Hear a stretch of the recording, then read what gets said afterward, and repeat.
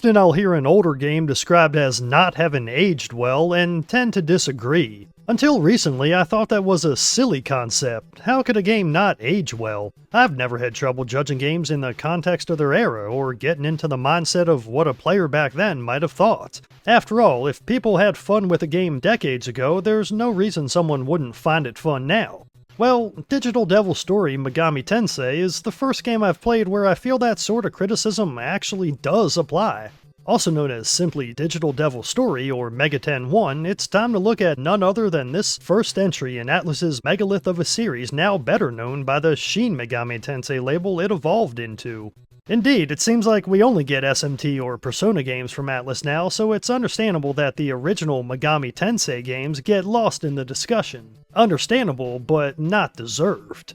When judging Megami Tensei 1, I have to take context into account, as it's the first JRPG with a monster capture mechanic, or at least the earliest one people care about today, having released way back in 1987, long before similar dungeon crawlers Shining in the Darkness, and even a few months before Phantasy Star and its first-person dungeons. Digital Devil's Story, I'll call it DDS, lays impressive groundwork for the kind of sprawling, metropolitan demon-taming adventure future games would cook up. But whether due to hardware limitations or lack of experience, this game was a trailblazer after all, DDS feels more like a prototype than a fully fledged experience I could recommend to others. But what a prototype! In its crowning achievement, Megami Tensei 1 turns random monster encounters from rote obstacles only there to dole out experience into interactive puzzles of a sort, asking the player to choose the best course of action to interact with each new demon. Unlike the majority of its contemporaries, avoiding encounters is easy in DDS. Running away usually works, but even better, you can talk to any demon to try and recruit them. The outcome is more or less random, but sometimes they'll get spooked and flee, handy if you're hurting for health and trying to make it back to that healing spring before you kick it. For a first attempt at a monster capture system, Atlus nailed the concept, though it could use refinement. For instance, similar to countless other dungeon crawlers, you face not monsters, but monster stacks, which here can contain up to 6 of a creature. While you always fight a single stack, you can only recruit a demon if there's one left in the stack, a cruel limitation that makes already difficult grind even more grueling. And oh, DDS loves punishing players at every opportunity. Often after defeating an enemy stack, another random stack will pop up immediately, acting as a forced additional encounter. The catch is that if you run from or recruit this monster, you don't get any of the XP from the ones you've already defeated. It's a pure time waster that not only drags the already slow pacing to a crawl, but just plain doesn't make sense. It breaks what I consider a fundamental rule of RPGs, that the player can trade his time to get stronger. I defeated the demons, where's my experience? Aside from demon recruitment, battles are your standard turn-based early-era JRPG fare. You've got 2 party members, hey that's a plus, you can choose your stats at the start of the game, you'll learn new spells and level up by getting XP, all the usual stuff. DDS sets itself apart by adopting a modern Japan setting where you play as a high school student named Nakajima. In what may be the biggest leap of logic I've ever seen used as the foundational concept of an entire franchise, Nakajima writes a computer program that can summon demons. You heard that right. Somehow, electrical currents inside of a computer are causing demons to cross from their realm to Earth, specifically to Japan. It's a bizarre concept that makes little sense from a materialist perspective. However, the original creator of Digital Devil's Story was inspired by astronomy and how it's historically been used by occult practitioners. He figured, hey, in today's modern world where people use computers to perform astronomical calculations, why wouldn't the occult also start using them to summon demons? Nakajima and his curiously cult-obsessed girlfriend, Yumiko, vow to stop these evil forces and enter the demon world, battling their way through underground towers and a labyrinth that might just lead directly to hell. Lucifer himself is involved in all the demon attacks, of course, yet there's also more to Nakajima than meets the eye. I won't spoil anything except to say it relates to the title of the franchise, Megami Tensei, which loosely translates to reincarnation of the goddess. But to be honest, I don't fully understand the plot myself. Megami Tensei 1 has never received an English release, and the fan translation I used seemed a bit shaky at best. Adding to the confusion, the game's actually based on a series of Japanese novels, whose author, Aya Nishitani, also contributed to the game. So I'm definitely missing some of the backstory here. At any rate, it's a surprisingly detailed plot that moves between various locations and kept me mildly interested at minimum, when I could keep track of it.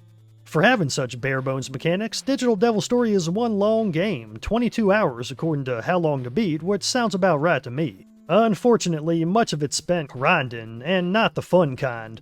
When entering a new area or dungeon, more often than not there's no reasonable way to progress without fusing demons together to make more powerful demons. Otherwise your party will get wiped in short time, as your main heroes are never strong enough on their own to take on the beefed up new enemies. For a game all about fusing demons, that may not sound like a problem, yet you can't fuse new demons unless you're a high enough level to handle them. Pokemon later implemented a similar idea with its badge system, which works well in those games, but the levels required in DDS's system are way higher than I'd expect. I had to stop numerous times to grind for hours just to reach a high enough level to get the demons I needed. There might be something I'm missing here, but from convos with others who've played the game, I don't think so. It's more time waste and tedium for the sake of frustrating players, I suppose.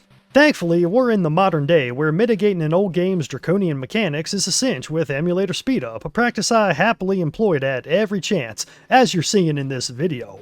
I also noticed the tiles you stand on after walking through most doorways have a high probability of triggering random encounters, marking one of this game's few conveniences, a way to grind while not losing magnetite, or mag, a resource that constantly drains while you have monsters summoned. The stronger and more numerous your demonic party, the more mag you lose with each step.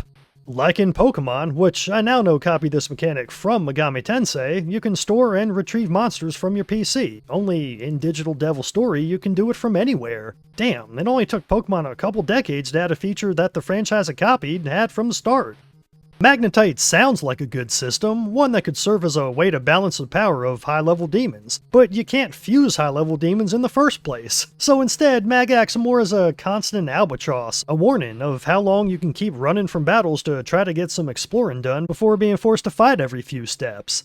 The best fix for low mag? Grinding, of course. Defeating enemies rewards mag, but only sometimes, all but demanding you adopt a slow, deliberate pace, taking on nearly every encounter for the duration of the game. This also deters players from pottering about in areas they've already explored with powerful demons in tow.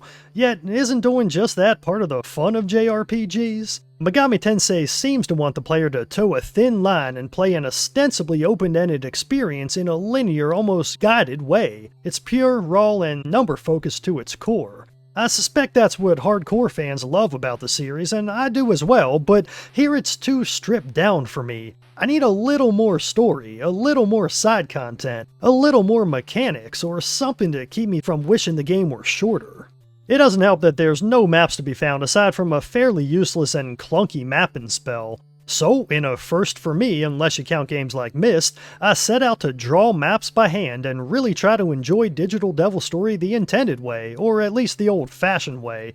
Many dungeon crawler fanatics recommend this approach, and I've got to admit I had a ton of fun. For a while, anyway. I stuck with my hand-drawn maps through the entire first area, Daedalus Tower, 8 maze-like floors of traps and treasures that start with, oddly enough, a city at the top. This acts as your first home base where you can heal, shop, or fuse demons to help you reach the boss at the bottom.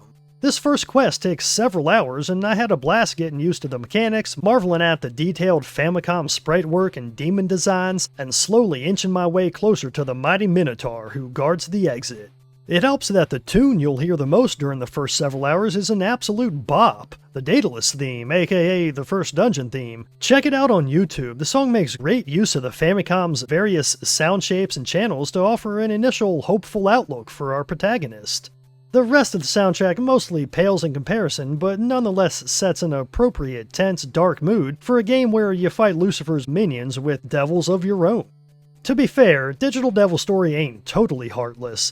Some enemies drop helpful jewels, which restore all of a party member's HP, a godsend before getting demons with healing spells. In what has to be an intentional design choice, certain enemies always drop jewels, so if you're in the right area, you can infinitely grind while healing as you get more. Hallelujah. However, as you've no doubt guessed, once the initial sheen of diving into an unfamiliar series wore off, the numerous annoyances I've detailed came into focus, and I still had 2/3 of the game left. It was at this point I decided to switch to online maps, and in certain respects I wish I hadn't. I no doubt have more fun playing a first-person dungeon crawler like DDS when I'm exploring everything on my own, piecing all the information together myself, and discovering where that strong piece of equipment is hiding or where that powerful optional demon is lurking. The problem? That would take dozens of hours if I did it on my own, time I'd rather spend on other games. I simply don't have the patience to raw dog an experience this basic given how much time it would demand. Digital Devil Story's core formula doesn't appeal to me quite enough on its own. I need a bit more. Thankfully, there's lots more to this whole Megami Tensei thing. I've since played the third entry in the Megaten series, Shin Megami Tensei, and I've gotta say, I can't think of any reasons to play an archaic beast like Megami Tensei 1 today other than for historical appreciation, or just one to have played them all. I'm proudly guilty of both. Otherwise, if you're curious about Megaten's origins and just want to play a fun JRPG with a cool story, jump right into SMT. It's the 1.0 version of Digital Devil Story's prototype, if you will. The same general concept with the same gameplay mechanics, all refined and done right. Thanks for watching. I've been Leon from RPG Haven. Leave a like for that algorithm, subscribe for more videos on RPGs, let me know what you thought of Digital Devil Story in the comments, and have a blessed day.